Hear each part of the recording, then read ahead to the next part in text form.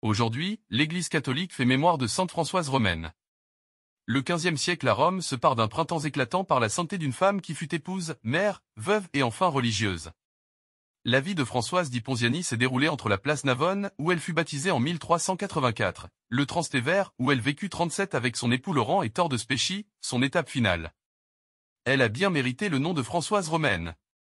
Mariée toute jeune, elle a plusieurs enfants qui tous meurent en bas âge. La plaie de cette douleur ne se fermera jamais dans son cœur. De plus, son mari, membre du parti Guelf, devra partir en exil. Restée seule, Françoise consacre ses journées aux soins de sa vaste maison et donne le maximum de son temps à prier dans les églises et à secourir les pauvres. La terrible peste qui dévaste Rome en 1414 donne à Françoise le motif du don total selon l'évangile du Christ.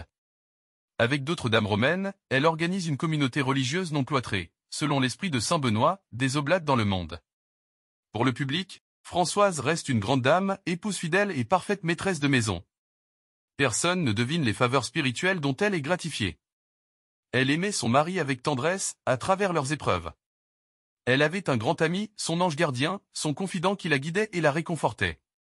À la mort de son époux, Françoise rejoint ses compagnes oblates de Saint-Benoît, au couvent édifié par elle à Tor di Spéchy. Après avoir été un exemple des vertus familiales, elle sera un modèle de vie religieuse, dans une vie consacrée à la prière, à la vie fraternelle et au service des pauvres.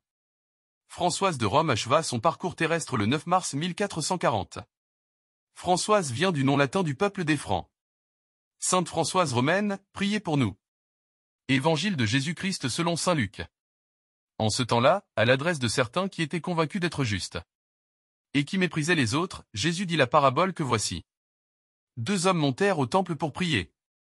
L'un était pharisien, et l'autre, publicain, c'est-à-dire un collecteur d'impôts. Le pharisien se tenait debout et priait en lui-même. « Mon Dieu, je te rends grâce. Parce que je ne suis pas comme les autres hommes. Ils sont voleurs, injustes, adultères, ou encore comme ce publicain. Je jeûne 2 fois par semaine. Et je verse le 10e de tout ce que je gagne. » Le publicain, lui, se tenait à distance.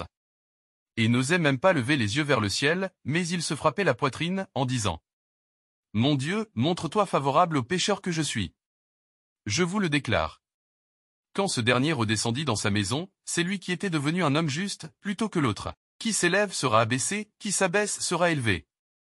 Acclamons la parole de Dieu. Louange à toi Seigneur Jésus.